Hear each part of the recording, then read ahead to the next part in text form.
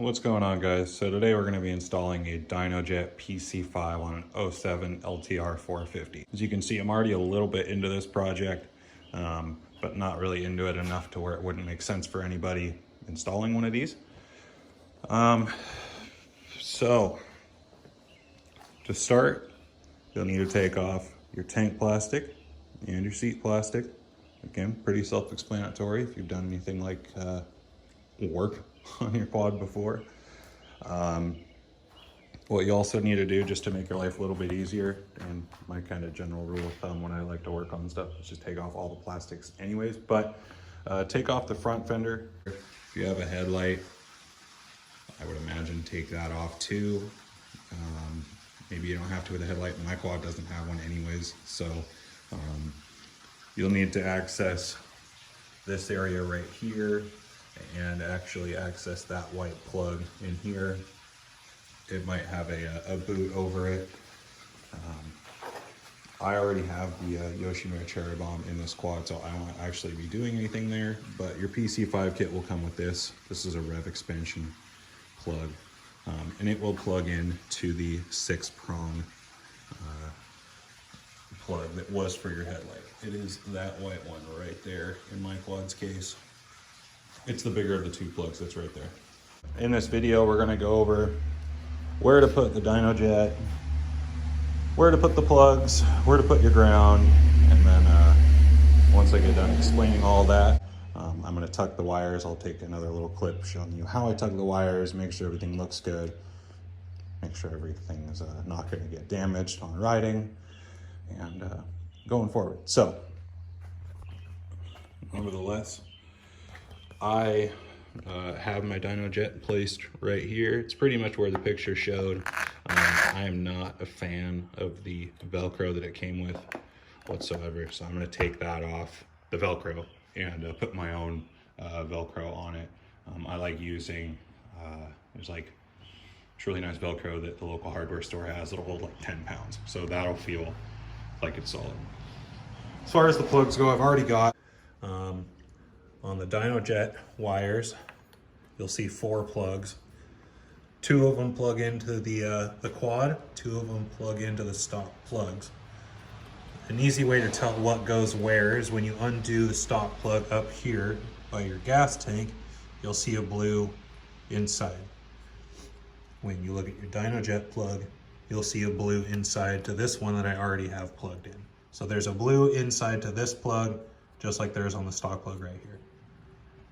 On the second plug down here by the intake right here, that I also already have plugged in, much like the stock plug, you'll see a red backing.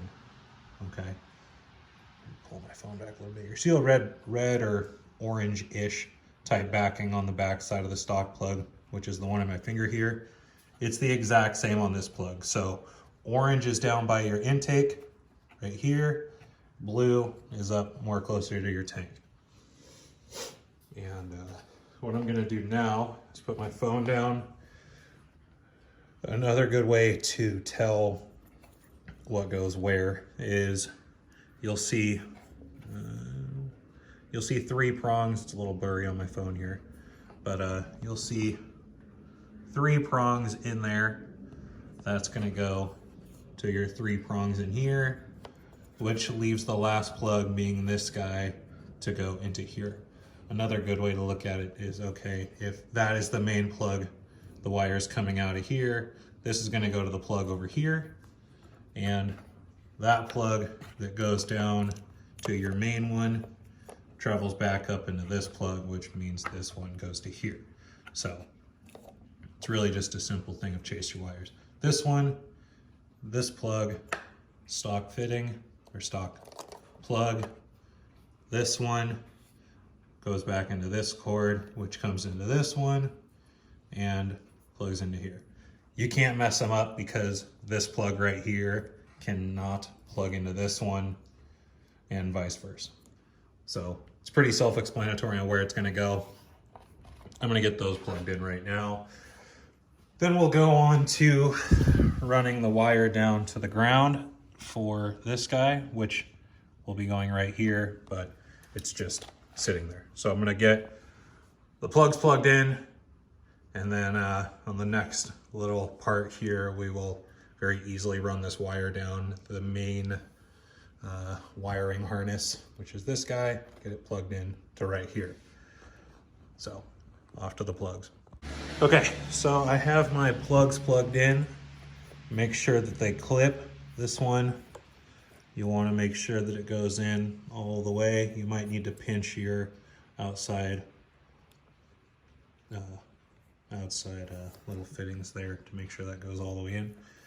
Once they are all the way in, the next thing you want to do in this project, and again, this is not final visual wise because I'm still going to hide and tuck my wires. The next thing you want to do is going to want to run your ground cable down through here somehow. And I'm going to take another clip here once I get it in. All right, so I have my ground hooked up to this bolt right here. It is an 8mm. Now what I'm going to do, and to make my life a little bit easier, is I'm going to go take some zip ties and get it zipped to my main wiring harness wire here and all the way up, and I'll hide a little bit of the slack up here. But to make my life a little bit easier and to make sure that this ground wire is away from the motor at, you know, all costs, just to make it look clean, is I'm going to go ahead and take my fuel injection system off, and that's pretty simple. It's just two 5mm Allen key bolts, and this just is going to move out of the way just a little bit, enough that I can take zip ties and get this thing zipped clean and neat and out of the way, and just a good clean install to hide any extra wire that there might be. So yeah, two 5mm, get this thing loose so you can kind of get it out of the way, get your hands up in there, zip tie the ground cable around your wiring harness cables, and then you will be on to the next step. All right, so I've got my ground cable set up to my case bolt. I've got 3 zip ties. You might decide you want to use more. I'm pretty satisfied with how they look now. You can see I've got my fuel injector loose, but I've got one hiding up behind there.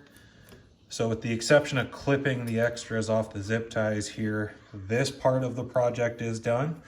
I got to put my Allen key bolts back in there. Those are 5mm. You might need to do something kind of janky like I did, and that was put my Allen key there and then put the crescent wrench up on the Allen key to get it to turn, because if you try and put it in like this, you're not really going to get a good bite on that bolt. So whatever you need to do to get those bolts out. Made my project getting that last zip tie up in there a little easier. So I'm going to get that fuel injector bolted back in. We have our plugs up here all done. I'm going to go ahead and take some extra zip ties. I like my shit to be solid. I know that a lot of vibration goes through here, and although nothing will happen now and probably ever, you never know what wire might rub where and do something that you don't want it to do. Whenever you're changing out stuff that's factory with stuff that's aftermarket, you run the risk of, you know, just changing stuff. Some simple zip tie mods. Now that I'm sitting here, I'm probably gonna unplug this main and wire it underneath one of the, not sure exactly what that is. I know it's for fuel, but run it underneath this piece right here just to keep this wire down a little bit closer to the ground. I'll probably zip tie this plug down to these right here. As far as the ground goes, I'm going to pull some slack and probably zip tie it to that plug right there. So do what you want to do. I'm going to do that right quick and then move on to the rebuild process. A little later on, I'm actually going to plug this Dynojet into my computer and run a video or part of this video on how to set up the Dynojet as I learn about it, and what system might work for you and what might not work for you. And later down the road, if I'm really not happy with it, I'm going to be doing another video about an auto tune install for that same PC5. So I'm going to put my fuel injector back on now, get my loose end zip tied up, and then we'll move on to the next step. Okay, so I've got my zip ties for my ground all done. There is one behind my fuel injection system here. I've got my 5mm Allen keys back in. I've got my plugs in, and like I said in my other little clip, I went ahead and ran the main Dynojet wire down underneath one of the fuel lines. Zip tied it to the fuel line here, and I also put one here around another wire. This goes back to like all the brake lights and shit. Just tried to make it a little bit more solid in here to be a little bit more stable for the impacts. What you're gonna wanna do now is tighten your tank back up if you went as far as loosening up the tank like I did. That is a 10mm there, and then your 12's up here. Once that's back on, what you'll want to do is take your seat and just put it on. You don't have to, like, it's not going to stay on there permanently, but you want to put it on to make sure that your Dynojet is not going to be smushed by the seat in any sort of way. Just to make sure that it's all in the right spot, and where you put it's going to be where you're going to want it. That'll be the next step here. So we're just in the process of kind of putting it back together. Just putting that back on, and your hoses are all on. Everything's tight, working, should be plugged in the way it's supposed to be plugged in. And we will get the seat back on, and again, 10, 10, and your 12's up front. Okay, so I've got my tank tight. I got all 4 bolts for that on there. I also went ahead and put the 2 bolts for my plastic on here, so I kind of get a rough idea on how everything's gonna sit. The seat was a little bit tight, so I'm gonna change up my Dynojet a little bit, at least the position of where it's at. I might run the cable underneath the plastic and reroute it that way. But it's all on there with a little bit of a fandangling. So next I'm gonna pop the seat off and show you guys where I'm gonna run the Dynojet to make sure that I'm never gonna pinch any wires or have to worry about anything rubbing weird or faulting out because of sitting on the seat or anything like that. Okay, so as I mentioned a second ago, I had the seat on and it was a little bit tight. Didn't really feel right, like it was just lining up. The reason why that was is the Dynojet where I have it is perfect. And I think originally you'd put like little tools or whatever you put in here, in there. I don't use it for that. This is a competition quad only. On my seat here, this foam piece would hold down whatever's in here. I don't need it. What was happening was the Dynojet was getting smashed by this foam piece here, which all in all is fine. It's foam, so it's not like it would really hurt it, but I'm gonna go ahead and remove this just by literally ripping it off the plastic here. Doesn't have to be pretty. You're not gonna have any sort of contact between the plastic of the seat and the Dynojet, because these rubber, little rubber pieces, as well as this, are making contact. The gray piece right here is making contact here, and your little rubber grommets right here are making contact right here and right here. So the seat's plenty solid enough. It's not like if you sit down, it's gonna smash here or rub anything weird. And yeah, as far as the wiring here goes, I have an aftermarket air intake, so it might look a little bit different on your quad unless you have this intake as well. And if you're wondering, man, I have that Fuel Customs intake and it looks a little different still, I made a little aluminum air box just to keep any sort of a little paranoid about that intake, whatever. So I'm gonna eventually zip tie the wires a little better through there, but the seat should go on now that I've ripped off that little piece. Once the seat's on and you're happy with it, you're literally just putting all the plastics back on. I have a cover I'm gonna put on the front. Once your plastics are back on, then you plug the Dynojet into your computer, set the tune that you need. On the Dynojet website, it's a really good layout of, you know, what mods you need for what. In this quad's case, I have an HMF exhaust, the Cherry Bomb, and an aftermarket air intake, and there is literally a tune for that. So in that specific exhaust, aftermarket intake, and the Cherry Bomb. So that's how to install it, what to do. What I found as I was installing it for my first time, I'm still going to add different Velcro so that that little bugger's on there tighter. But all in all, pretty easy project.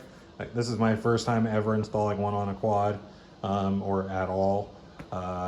And yeah, so get your gas tank plastic back on there, you know, your front fender, your radiator shrouds, your key ignition, your seat, and the hard install is all done, and you are good to go.